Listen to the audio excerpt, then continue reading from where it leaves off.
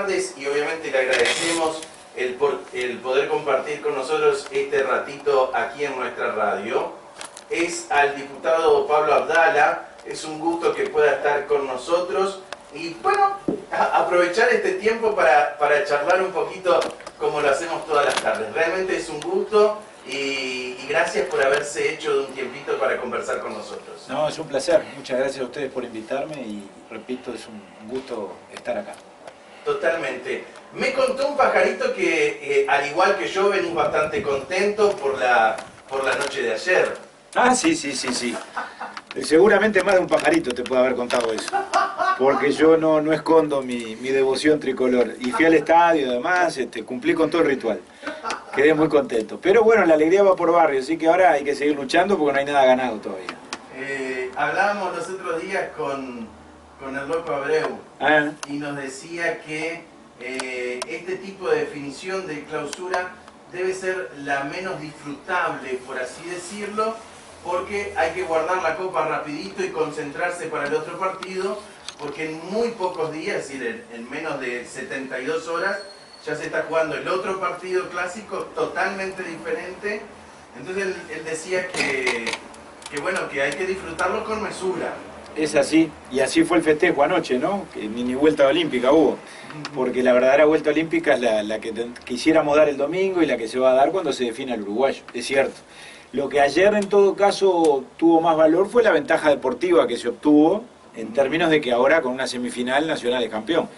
Pero claro, no había mucho margen para celebrar el clausura. Si no hubiera una final tan inmediata, seguramente ayer el festejo hubiera sido otro, con mucho más espectacularidad, sin duda. Pablo, ¿a vos desde chico siempre te gustó o te atrajo mucho el deporte? Sí. Obviamente sacando el fútbol, que es el deporte máximo, siempre lo comentamos acá en el programa. Otro deporte que vos digas, wow, este deporte me atrapa. Bueno, a mí siempre me gustaron mucho los deportes, obviamente, de manera absolutamente aficionada, ¿no? Yo jugué mucho al fútbol, siempre fui muy futbolero de potrero, y por supuesto en las ligas de estudiantes y en el colegio, bueno, y a eso me dedicaba mucho y me gustaba, y soy de la época en que jugábamos a la pelota en el barrio, ¿no? Y que jugábamos al cordón y que el tránsito permitía, yo vivía en Pocitos Nuevos, que se armaran picados en la vereda y en la calle, bueno, esa es mi escuela. Después más grandecito jugué bastante al tenis, también muchos años, repito, simplemente en el afán de hacer un deporte, de hacer ejercicio, y le tomé mucho el gusto al tenis, que lo practiqué muchos años, con mis hermanos, con mis amigos, en el Círculo de Tenis de Montevideo, muchos años, después en el Yacht Club también, básicamente allí, entre semanas, jugábamos mucho por las mañanas, a veces los fines de semana. Y ahora me dedico, porque trato de mantenerme activo, no hago deporte, no practico ningún deporte, pero sí hago ejercicio, porque el ejercicio es muy saludable. Todas las mañanas camino por lo menos 40 o 45 minutos por la Rambla, vivo en Pocitos, estoy a una cuadra de la Rambla. Antes lo hacía en el Parque de los Aliados, hasta hace un año que vivía en el Cordón, en el Parque de los Aliados, y bueno, y es muy importante el ejercicio, ¿no? Y sobre todo cuando ya estamos en edades que hay que cuidarse. La actividad física. La actividad física, exactamente. Moverse. Es buena para el físico, es buena para la salud, es buena para la mente, y lo que he notado es que cuando uno la incorpora a su rutina diaria, se termina convirtiendo casi en una adicción. Yo los días que lo hago bien temprano, por razones obviamente de la actividad laboral, pero entre las 8 y las 9 menos cuarto, pero los días que por alguna razón no puedo, porque arranco más temprano, o porque tengo algún compromiso, o tengo que ir a alguna radio o algo por el estilo, ese día lo siento, realmente lo extraño, ¿no? No, y además lo importante es siempre mantenerse activo, ¿no? En todas las cosas. Exactamente. Vos decías de tenis, nosotros a través de la Fundación Winners les damos clases gratuitas, obviamente, a una escuelita de discapacitados. Ah, qué lindo. Nosotros tenemos un campo deportivo en La Paz, lo llevamos de Las Piedras hasta La Paz y obviamente se les hace una clase de tenis, no una clase convencional por razones obvias, sí. Pero sí lo que ellos llaman trabajar la motricidad fina, qué bien, qué bueno. Con la pelota y eso. Bueno, nosotros le pagamos el traslado y todo eso corre por parte de la fundación. Por eso cuando hablabas del tenis, ¿te acordaste de eso? Muy relacionados también. Qué lindo, no conocía esa parte de la fundación. Sí, digo, conozco bien a la fundación, que tiene larga vida y fecunda vida, y que hace mucho servicio comunitario, pero no conocía ese proyecto, me alegro mucho. Está muy bueno, y además a través del tenis también se le da clases gratis a chicos que tal vez no tienen posibilidades económicas de pagar una clase de tenis, también se les da a ellos también. Está muy bueno. Qué interesante, felicitaciones. Está muy bueno. Bueno, lo mismo, me imagino que sabrá en estos 25 años de las escuelitas de fútbol. Por supuesto. Eso es la parte más visible, más notoria. Ella es conocido. Y lo que hemos incorporado este año, por mi relación con la Federación de Patín y Hockey, hemos incorporado patín. También. Mirá, qué bueno. Porque a veces veíamos que las chicas un poco estaban como relegadas a las actividades, y incorporamos patín. Qué interesante. En algunos lados, y está muy bueno. Todos los deportes realmente son virtuosos, ¿no? Y son saludables, y creo que incorporan una perspectiva de vida sana, de valores, de disciplina. Yo creo que sin duda invitan a ser mejores y a la calidad de vida, y contienen todo lo negativo y todos los riesgos que la vida nos pone por el camino. Así que no hay nada más saludable y más virtuoso que el deporte. El otro día estaba leyendo una persona que escribió, ahora no recuerdo el país, pero decía que $1 invertido en deportes era como $100 de ahorro en salud. Claro, está bien. Entiendo el concepto. Entonces, lo que vos decías antes, el mantenerse activo y todo eso permite el estar alejado de enfermedades, y una cosa importantísima que dijiste recién, el poder alejarlos de las drogas, claro, de los vicios, de los males. Esa situación conflictiva de las malas juntas. Exacto. Por eso siempre decimos, el deporte es salud si usted lo hace bien. Claro. Es lo que apuntamos acá con Roberto, haciendo el programa polideportivo, y hoy informando también a través de tus palabras también sobre el deporte. Inclusive Roberto, que está trabajando mucho en la Federación de Patín y Hockey. Ajá. La verdad que tú, Roberto, podés explicar, que ya lo has hecho por supuesto, pero no sé si Pablo lo sabe, con respecto a lo que se está haciendo, la obra de Aquí en Más para el patín y para todo. Estamos en un complejo. Sueño. Estamos en un sueño ahí en donde era la cancha de la Luz. Viste que quedó como un terreno baldío.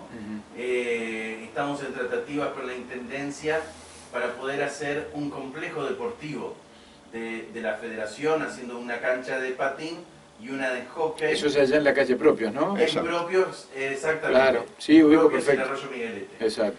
Está trabajando allí, vi maquinaria, ayer vi camiones, o sea que veo que por ahora está la tierra ahí acomodándose todo para la obra, ¿no? Ah, qué bueno, qué interesante. Tampoco sabía de eso. Así que Pablo, cuando vos eras chico, ¿te imaginabas que te ibas a meter en política o no? Bueno, no. Sentí, sin embargo, el llamado desde temprano, ¿no? Y una atracción muy especial por todas las cosas de la historia, del Partido Nacional. Yo vengo de una familia muy política, entonces cuando uno nace en una familia donde la política se respira y se habla todos los días de ella, y se hace referencia a la historia del Partido Nacional y a la historia nacional, bueno, uno obviamente va absorbiendo todo eso, ¿no? Se va criando en ese clima, y a mí me pasó.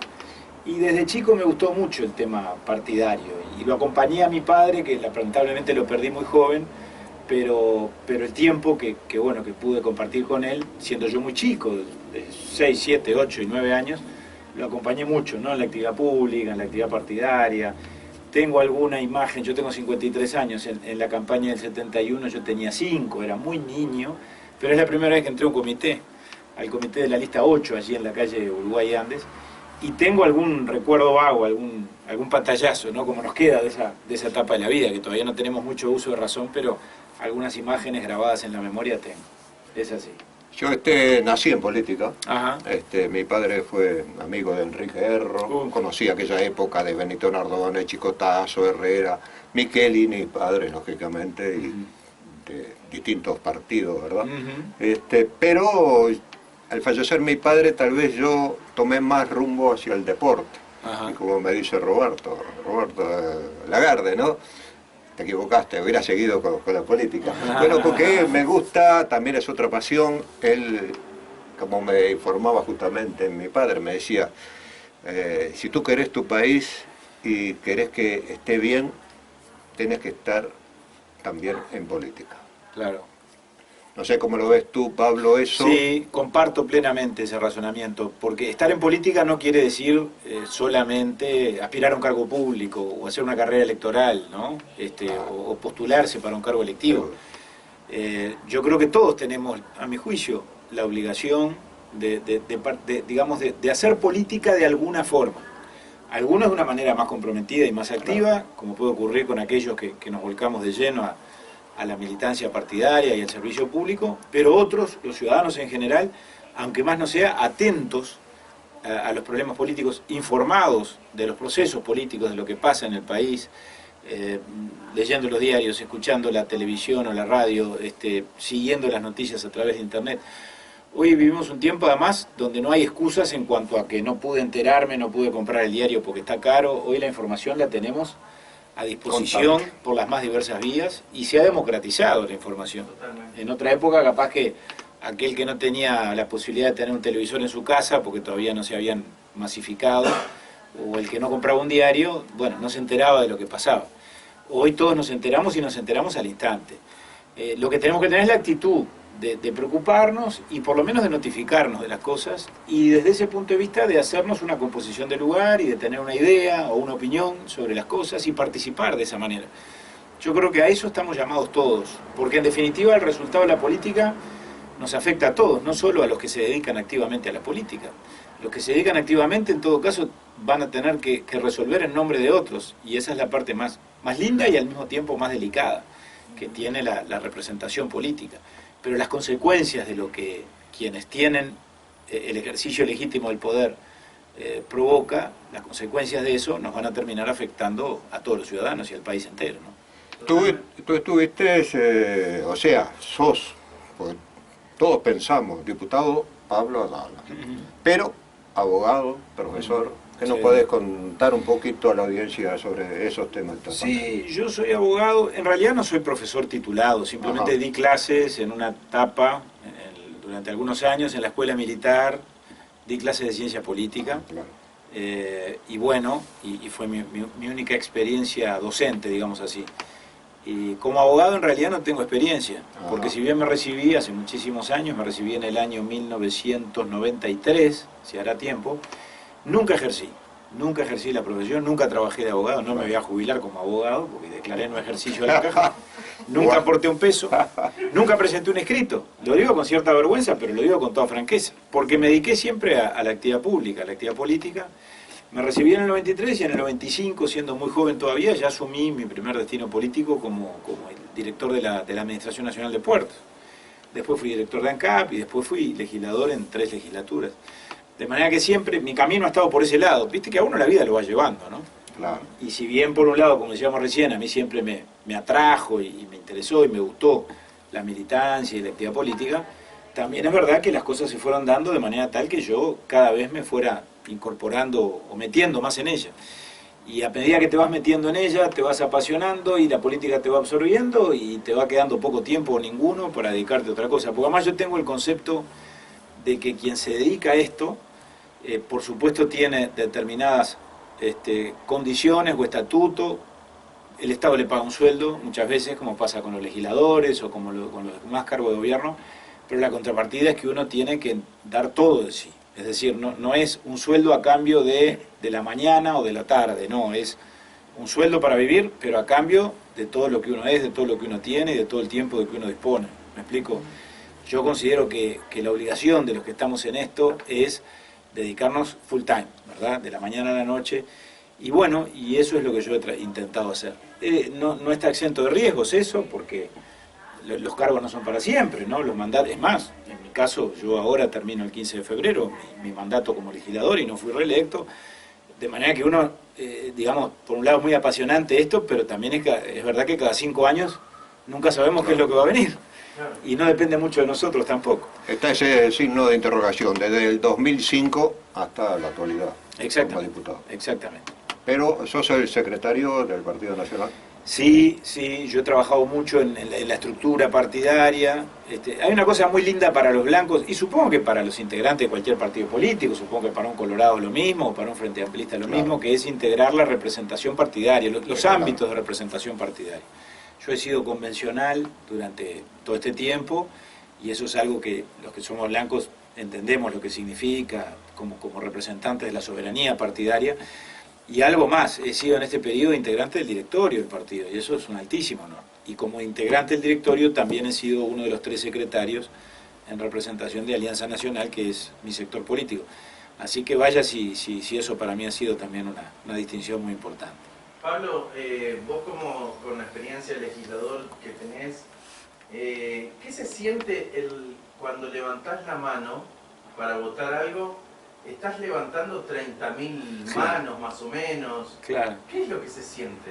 Y bueno, y una gran responsabilidad, un gran honor, porque yo creo que no debe haber cosa más honorable y más honrosa que representar a otros, ¿verdad? Y que actuar en nombre de otros, y ser representante del pueblo, que los legisladores son eso. Los únicos cargos electivos en el Uruguay, en el ámbito nacional, no cuento las intendencias, los ediles, que también lo son, por supuesto, en el ámbito departamental, pero a nivel de todo el país, los únicos cargos electivos son el del presidente y el vicepresidente de la República, y los cargos o los ámbitos de representación del Senado y de la Cámara de Diputados. Entonces, como decís tú, representar a esa porción de la soberanía popular, del cuerpo electoral, de la ciudadanía, de la opinión pública, es algo, por un lado, verdaderamente sublime, pero a la vez implica una enorme responsabilidad, porque uno está actuando en nombre de otros, está tomando decisiones, y esos otros que le otorgan a uno un mandato, no se lo otorgan para hacer cualquier cosa, se lo otorgan en función de determinados compromisos, por eso nos votan, ¿no? Cuando uno comparece en una campaña electoral, lo hace dentro de un partido en nombre de determinadas ideas, determinados proyectos, determinadas propuestas. Y ese que nos votó y nos entrega la confianza y nos da el mandato por 5 años, a los 5 años va a jugar lo que hicimos. Si cumplimos, si no cumplimos, si trabajamos, si no trabajamos, si hicimos las cosas bien, mal o regular, si hicimos lo que prometimos, si lo intentamos por lo menos, y en base a eso después nos va a juzgar. Así que yo creo que ahí está, una vez Wilson lo definió muy bien, esto como la belleza por un lado y el riesgo al mismo tiempo de esta profesión nuestra, que es una profesión muy noble, la actividad política, más allá de que se la haya, o de que se haya desmonetizado en los últimos tiempos por las más diversas razones, sigue siendo una actividad muy noble cuando se la ejerce, repito, precisamente con sentido de nobleza, ¿no? Herrerismo, Larrañaga, vivir sin miedo, que nos decís con respecto a todo eso. Bueno, herrerismo y wilsonismo son 2 referencias hoy en el Partido Nacional ineludibles. Sí. Si bien en el pasado o se era herrerista, o se era wilsonista, o blanco independiente, el partido incluso en la década del 40, del 50 y del 60, o sobre todo del 40 y del 50, ya en el 58 empezó un proceso de reunificación partidaria, pero en esos años, del 40 y pico al 50 y pico, en esa década, que fue muy negativa, bueno, fueron los años de la fractura, o estabas de un lado o estabas del otro, o eras del herrerismo o eras blanco independiente, tanto que los blancos independientes se terminaron yendo del partido. Después la continuidad de eso fue el nuevo herrerismo, el herrerismo que vino después de Herrera, y el wilsonismo, que fue la derivación del nacionalismo independiente. Pero en determinado momento el propio Wilson se encargó de suturar esto, ¿verdad? Y ya hoy, a esta altura, no hay una división tajante entre herreristas y wilsonistas, y hay herreristas de los 2 lados. Jorge Larrañaga y Alianza podría considerarse el sector típicamente wilsonista o notoriamente wilsonista. Yo tengo un origen herrerista, pero estoy con Jorge, en Alianza. De la misma manera que hay wilsonistas muy connotados que han acompañado a Luis Lacalle Pou y al herrerismo tradicional, digamos así, desde hace muchos años. Porque hoy, por suerte, el partido cada vez es más un solo partido y menos la suma de sus sectores. Hoy el partido, yo lo decía el otro día cuando recibimos a Luis Lacalle, el presidente electo en el directorio, es un partido que se ha fortalecido mucho desde el punto de vista institucional. Es decir, antes las estructuras partidarias eran un punto de encuentro, pero de una mínima coordinación entre los sectores que competían entre sí. Hoy los sectores siguen siendo fuertes, pero también es fuerte, por suerte, la estructura institucional del Partido Nacional. Y yo creo que eso tiene un gran valor y es un gran desafío el que viene ahora, porque ahora el partido ganó el gobierno, va a ser el partido de gobierno, pero nosotros tenemos el desafío de que el partido no se nos debilite, es decir, tenemos que ayudar al gobierno con un partido fuerte. El propio Luis Lacalle Pou lo reclamó el lunes pasado cuando fue al directorio. Siempre se dice, cuando un partido gana el gobierno, se corre el riesgo de que el gobierno fagocite al partido, se lo chupe, se lo coma, ¿verdad? Eso no puede pasar porque no es bueno para el partido y no es bueno para el gobierno. Lo que el gobierno necesita es un partido fuerte, que lo sostenga, que lo apuntale, que lo ayude al gobierno, y como reclama el propio presidente electo, que también lo fiscalice y lo critique cuando lo tenga que criticar. Cuando se cometa un error, señalarlo, o cuando la orientación en determinado tema no sea exactamente o precisamente la que corresponde, bueno, que haga oír su voz también, porque de eso se nutre el intercambio y la construcción democrática que contribuye a las mejores soluciones. Pablo, hay una foto que nosotros la hemos calificado como hermosa, que está circulando en las redes sociales desde la asunción del presidente argentino, que es ese andar juntos entre el presidente de la República, el doctor Tabaré Vázquez, y el doctor Luis Lacalle. ¿Qué sensación te da como uruguayo? Bueno, me genera dos sensaciones, o una doble sensación. Una de gran satisfacción. Yo creo que es la constatación del país que somos, del país que tenemos, que es ese país, el país de la concordia republicana más allá de las diferencias.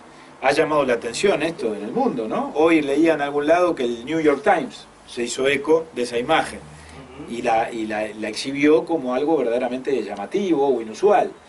Que dos presidentes de dos partidos distintos, uno del gobierno, otro de la oposición, actual y futura, sean capaces de representar ambos conjuntamente en una instancia de estas características al Uruguay. Eso es algo maravilloso. Y esa es la primera sensación. Y la segunda, y concomitante, es que esa imagen es motivo de satisfacción por un lado y es un desafío por el otro. Porque de nada vale si logramos exhibir esa imagen y si a partir de ahora y a partir del 1 de marzo volamos todos los puentes, nos peleamos entre nosotros, no generamos las instancias de diálogo, de intercambio fructífero entre todos los partidos.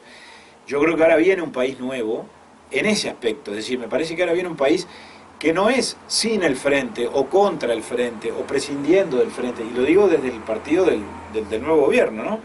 Yo creo que ahora viene un país donde el Partido Nacional será el partido de gobierno, los partidos coaligados con el Partido Nacional, Partido Colorado, Cabildo Abierto, Partido de la Gente y Partido Independiente, conformarán la coalición de gobierno, tendrán la responsabilidad mayor todos ellos, pero eso no implica que el sistema político termine allí. Eso implica que ahí empieza el sistema político y que el intercambio o las vías de comunicación y de diálogo y de negociación con quienes ahora van a estar en la oposición, que es el Frente Amplio, que es una fuerza política muy importante, que obtuvo el 39% de los votos en la elección de octubre y por lo tanto tiene casi el 40% del Parlamento, bueno, ese diálogo tiene que ser continuo. Llegaremos a acuerdos o no llegaremos con el Frente, ¿no? En temas importantes, en temas más pequeños, no importa. Es lo que me importa menos. Lo que me importa más es lo que no depende de nada, depende de nosotros, de que lo hagamos, de que dialoguemos, de que conversemos, de que construyamos confianza aún en la discrepancia.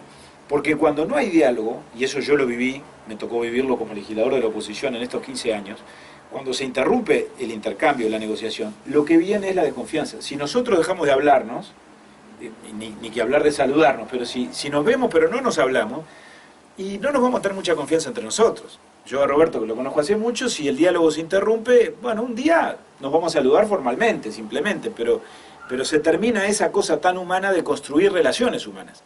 Y eso es lo que hay que hacer en el sistema político. Y ese es el desafío de lo que viene, y eso tiene que ver con la foto. Porque la foto de nada sirve, y la imagen del otro día en la Argentina de nada sirve, si repito, ahora en la vida cotidiana y en la construcción democrática de todos los días, no estamos a la altura de esa misma señal que fuimos capaces de dar el otro día.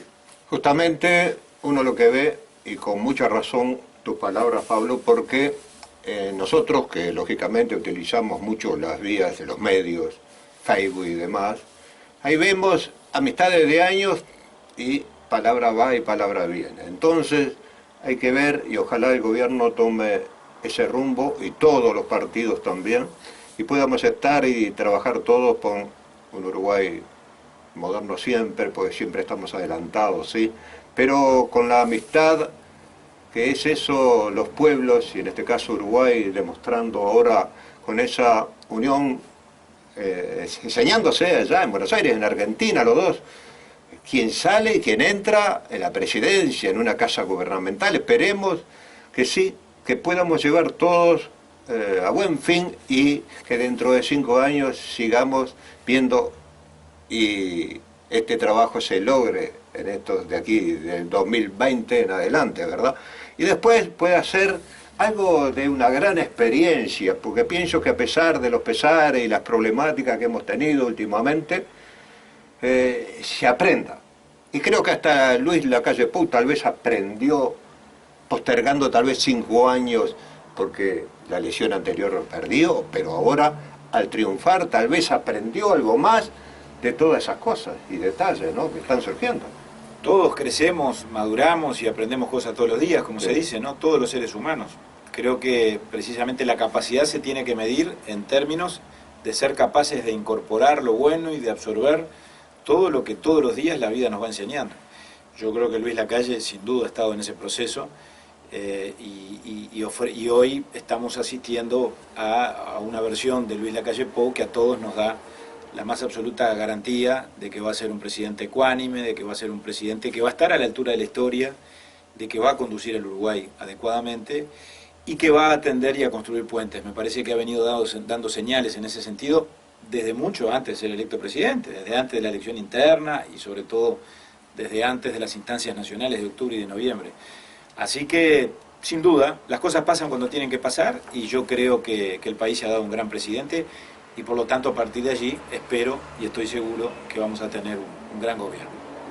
Lo que es el Parlamento, dotación, todas esas cosas en las que ha estado, buenas y muchas malas también, ¿qué nos podés decir con respecto a eso?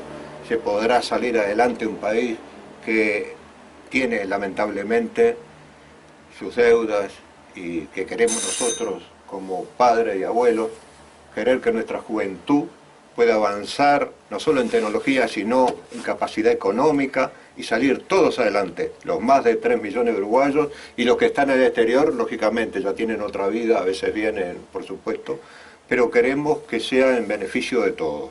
Creo que nos va a faltar y llevar adelante una gran lucha juntos todos. Yo tengo plena confianza en las oportunidades del país, porque si no, no tendría que estar en esta actividad. Los que estamos en la actividad política lo hacemos porque tenemos fe en lo que hacemos y le tenemos fe al Uruguay. Si no, obviamente debiéramos dedicarnos a otra cosa. Así que en ese sentido yo creo que al país le está, sin duda, reservado un futuro venturoso. Depende de nosotros construirlo.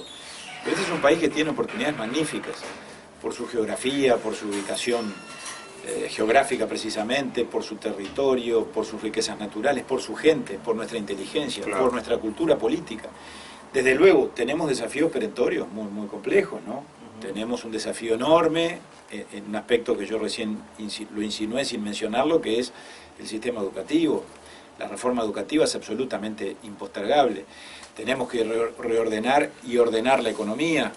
Tenemos que proteger a los ciudadanos y proteger a los que trabajan en sentido amplio, al trabajador independiente, al obrero, al operario, y también al que trabaja en términos del que pone el capital para abrir un comercio, para abrir una pequeña industria o una pequeña empresa, y eso implica defenderlo en el ejercicio de sus derechos, y el tema de la seguridad allí es crucial. Es decir, esas son las claves que hay que resolver o que hay que mejorar para que el país se eche a andar y sin duda pueda desarrollarse plenamente y darle oportunidades a su gente. Yo creo que eso es absolutamente posible y creo que lo tenemos que hacer entre todos. Y me parece que, vinculo esto con lo que hablábamos antes, me parece que todos tenemos que tener conciencia de la responsabilidad que tenemos entre manos. A mí me parece que a partir del 1 de marzo no solo el nuevo gobierno estará sometido a examen, digamos así, a la hora de cumplir con lo que nos hemos comprometido a cumplir. Creo que toda la política y todo el sistema político. La gente está esperando de los políticos y de la política respuestas a sus problemas. Y eso depende del presidente de la República, de sus ministros, del Poder Ejecutivo, pero depende del Parlamento y depende de todos los partidos. Y yo creo que al Frente Amplio está reservada una tarea muy importante en todo esto, que no quiere decir que no haga oposición, que no controle, es absolutamente indispensable que controle desde el Parlamento, desde las empresas públicas, que interpele, que llame a sala. No estoy diciendo que renuncie a eso, pero sin renunciar a eso, creo que todos tenemos que ser capaces de construir determinadas reglas de convivencia política que nos termine posibilitando que el país crezca y no que tomemos de rehén al país.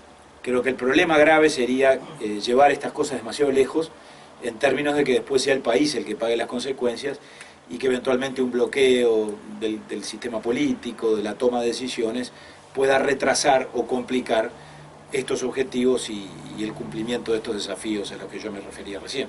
Totalmente. Pablo, te llevo un poquito más a lo que es nuestro ámbito cotidiano, que es el deporte. Sí. Hace un tiempo, no quiero preguntarte sobre los nombres porque eso tengo entendido que la semana que viene el presidente electo va a estar hablando de nombres específicamente, pero se anduvo diciendo durante la campaña la posibilidad de que Sebastián Bauzá sea una de las posibilidades de ser secretario de Deportes. Me preocupé un poquito, te digo de corazón, no te puedo decir una cosa por otra, que cuando le entrevistaron acerca de este tema de deportes, lo único que habló fue de fútbol. Ajá. No habló de ningún otro deporte.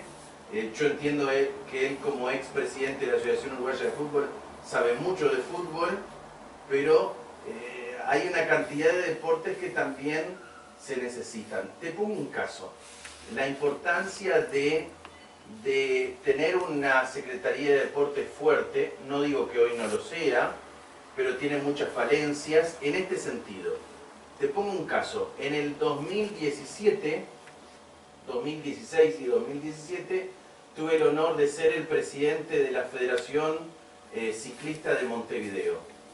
En ese cargo vimos algunas falencias en la parte jurídica y en la parte económica en la Federación Ciclista Uruguaya.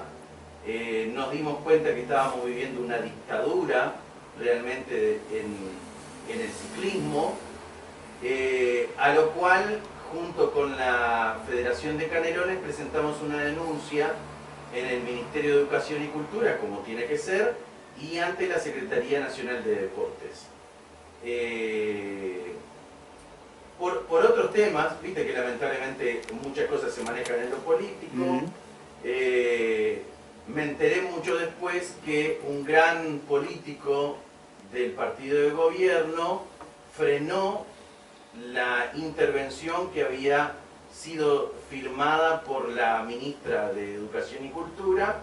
Hubo una llamadita telefónica pidiendo que, después fuera del aire te digo, una llamadita telefónica de un veterano diciendo que no interviniera la Federación Ciclista Uruguaya.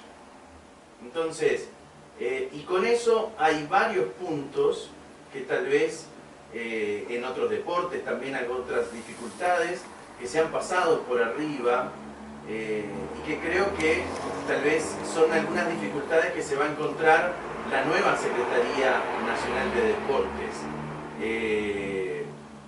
¿Tenés algo de eso? ¿Sabés más o menos cómo va ese rumbo? A ver, yo no tengo nada confirmado, no, obviamente. No solo no soy el que toma las decisiones, sino que ni siquiera estoy cerca de los que las toman. Estoy cerca espiritualmente y obviamente pertenezco al partido del presidente, pero no integro el riñón del presidente de la República ni del gobierno. Lo que sí sé es que, y creo que lo sabemos todos, Sebastián Bauzá es una referencia en estos temas, lo ha sido en la confección y en la construcción del programa de gobierno.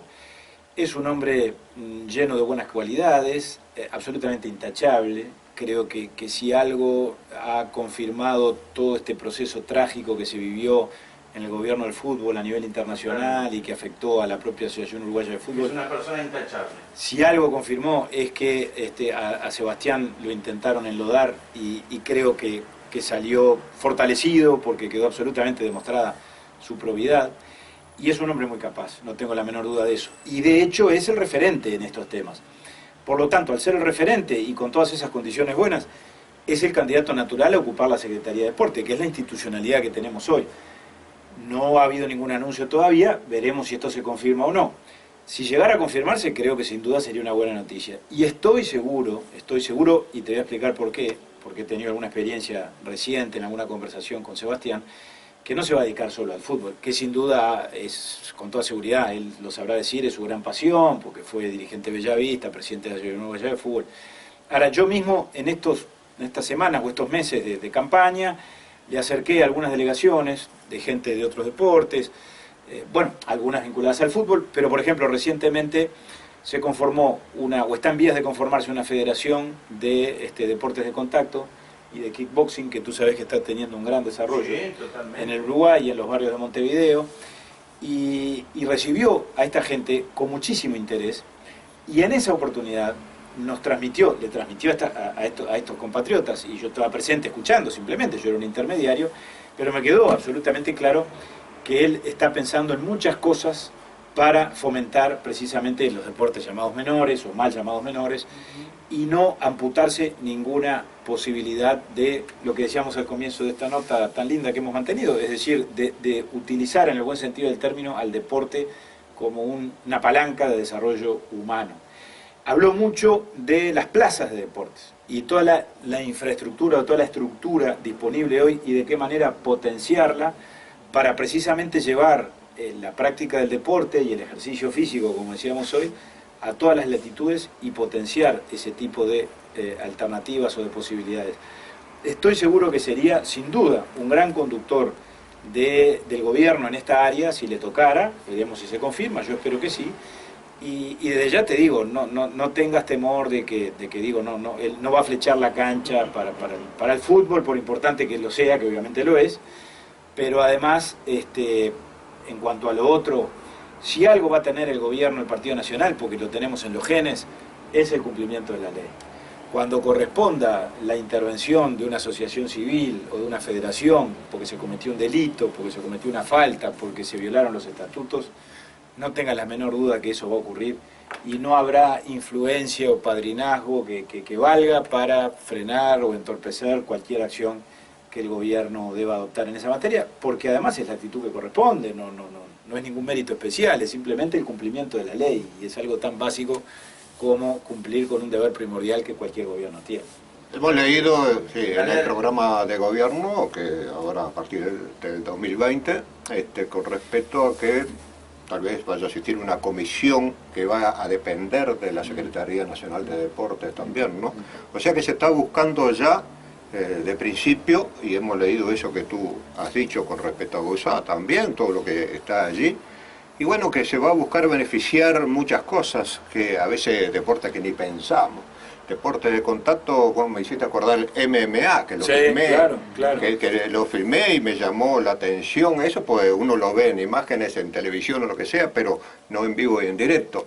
Y que es doloroso ese deporte, pero sí. Al menos el trabajo que vimos nosotros de ellos también fue bueno para seguir uno aprendiendo más cosas.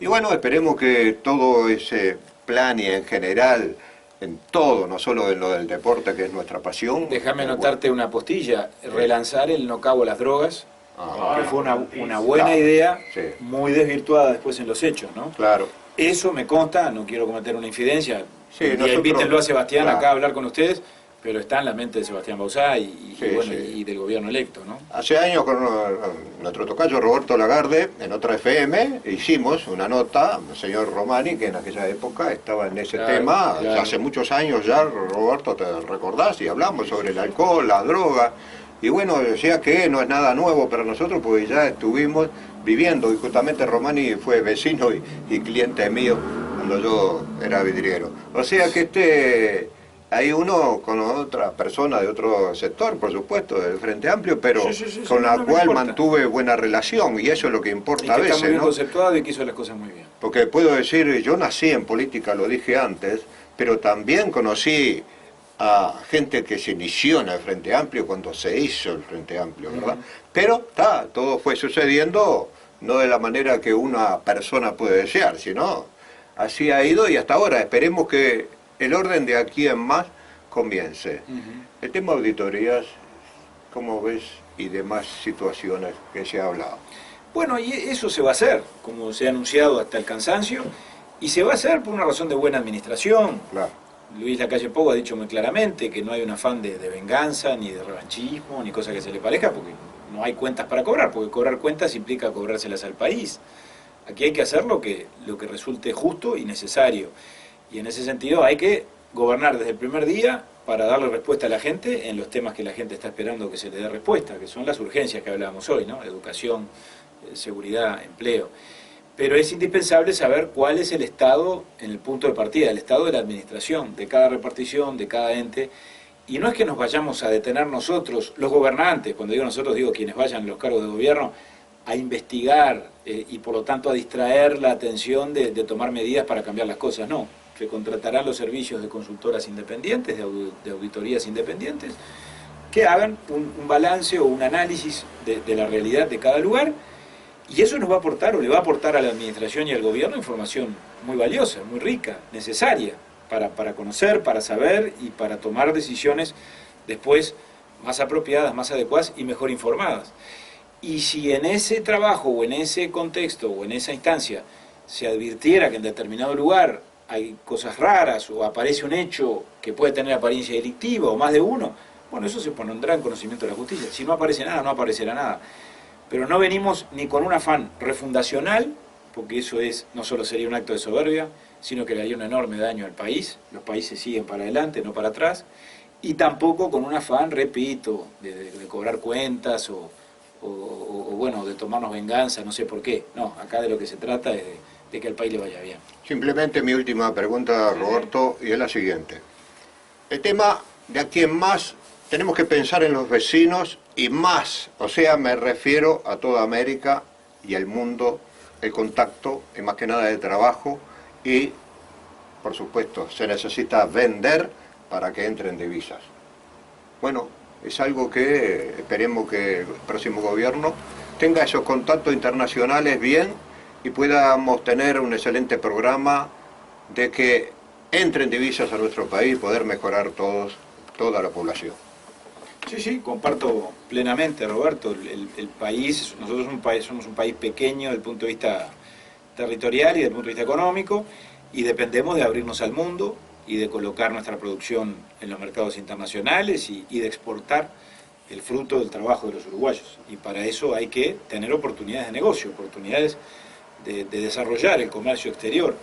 Esa va a ser sin duda una prioridad absoluta del nuevo gobierno, ha quedado claro, de la Cancillería, del Ministerio de Relaciones Exteriores, del Ministerio de Economía y Finanzas, y creo que ahora en el Mercosur, a partir de los cambios políticos que se vienen procesando, incluyo naturalmente la asunción de Alberto Fernández en la Argentina, se abre una oportunidad bien interesante para que el Mercosur inicie una nueva etapa en su complicada y dificultosa vida, porque no ha sido fácil todo este proceso de la integración regional, pero a raíz del planteo de Brasil, que es un planteo de más apertura y de más comercio y de más libertad a la hora de relacionarnos y de exportar y de importar, y a partir de la asunción en la Argentina de un hombre que, yo lo dije el otro día, más que representar a mi juicio la restauración del kirchnerismo, es una nueva versión del peronismo que creo que abre expectativas de algo bastante más sensato y bastante más racional. Me parece que puede darse una oportunidad interesante para el Mercosur. Pablo, antes de terminar, yo sé que Palero tiene más cositas. Esto es así, ¿viste? Pero espontáneo. Solamente te quería leer uno de los tantos mensajes que han caído en el día de hoy, además de salir al aire a través del 88.7 también y de internet y toda esa tecnología. También usamos el Facebook Live. Y uno de los amigos, Víctor, nos dice, mis saludos al panel y muy buena nota, sin olvidar que Pablo es un legislador de primer nivel, desde lo intelectual hasta su capacidad y calidez. Bueno, muchas gracias a ese oyente, ha sido muy generoso conmigo, me quedo muy contento con ese mensaje, obviamente, ¿no? Todos somos humanos, así que los halagos siempre son caricias para el alma. Falero, y yo tengo las dos últimas. Bueno, espectacular entonces, que le haya gustado a la audiencia y teleaudiencia este programa, que queremos justamente el semáforo, que es el nombre de este programa, Roberto que hace años está con el semáforo, el tema que a veces lo pone muy rojo. Pero esperemos que de aquí está más en rojo que en verde. Amarillo y verde enseguida. Amarillo y verde. Pablo, dos cortitas. Sí, cómo no. Para un legislador como vos de tantos años, un político, a veces la familia se ve relegada un poco, ¿no? Sí, sí, sí. ¿Hay algún reproche, como diciendo, papá, tantas horas, venía? No, no, y por dos razones. Primero porque, por ejemplo, en mi caso, yo cuento mi experiencia, seguramente hay otras experiencias similares o diferentes, pero yo cuando fui padre ya estaba inmerso en esto. Mi primer hijo nació cuando yo era director de ANCAP, mi hija mayor, la que viene después, nació cuando yo era diputado por primera vez, o sea que ellos ya nacieron en un hogar con estas características. Mi señora, por ejemplo, ha sido fundamental en todo esto, que no es, por supuesto, mi señora el caso de una ama de casa tradicional, ella también tiene su trabajo, es abogada, pero por supuesto es el sostén de la familia y de la casa. Y la segunda razón es que si bien uno le retasea y le recorta y le roba tiempo a la familia y comparte menos de lo que compartiría en otras circunstancias con sus hijos, los momentos que dispone y que de hecho disponemos para compartir con los hijos se viven con tal intensidad y se aprovechan de tal manera que yo creo que terminan en algún sentido por compensar todo lo demás. Yo, por ejemplo, un momento de comunión muy especial que tengo con mis chicos, también he tenido la ventaja que he hecho política sobre todo en Montevideo. Sé que es más complicado para mis compañeros que tienen que andar recorriendo todo el interior, pero es la primera hora del día, es desayunar con ellos bien temprano y llevarlos al colegio. Eso que de repente me lleva una hora entre que nos levantamos, desayunamos y nos trasladamos al colegio de cada uno, es casi haber compartido el día con ellos. Después los vuelvo a ver en la noche, ¿verdad? Entonces digo, yo creo que en política, o en la vida, más que en la política, cuando uno hace las cosas con afecto y con amor, y se organiza para hacerlas bien, el tiempo se puede aprovechar bien y da para muchas cosas. Y creo que no hay que resignarse, y hay que vivir a plenitud.